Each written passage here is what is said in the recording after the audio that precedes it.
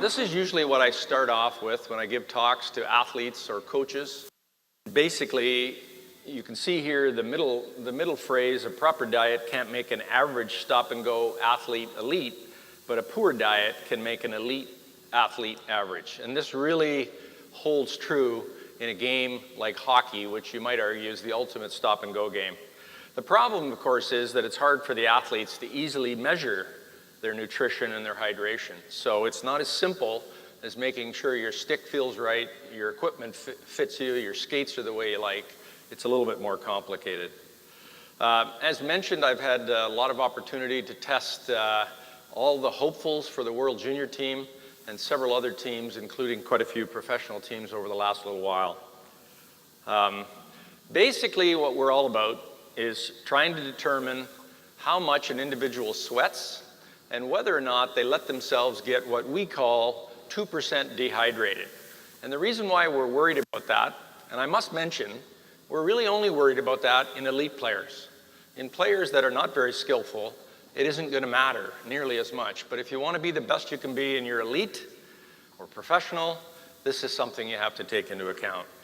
And you might say, well, what's 2% body mass? Well, let's say we have a player that's 80 kilograms. If they lose 1.6 liters or 1.6 kilograms of their body mass, that's 2%.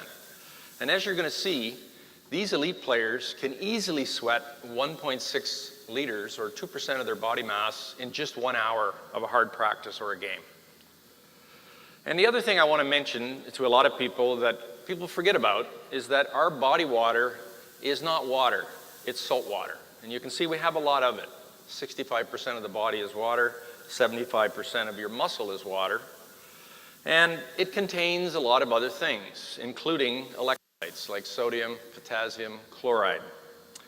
And you would be surprised to know maybe that your extracellular fluid, so your blood and all the fluid around your cells, has a lot of sodium and chloride in it.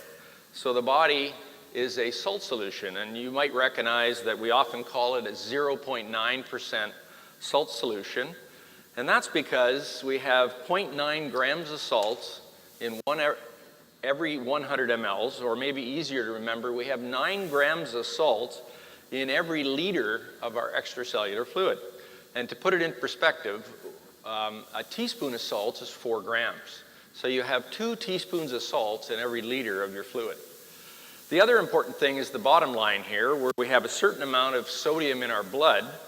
But fortunately, when we sweat, while we do lose salt in the sweat, we don't lose as much as there would be in your blood. So the important thing is that when you sweat, you're losing a lot of salt as well.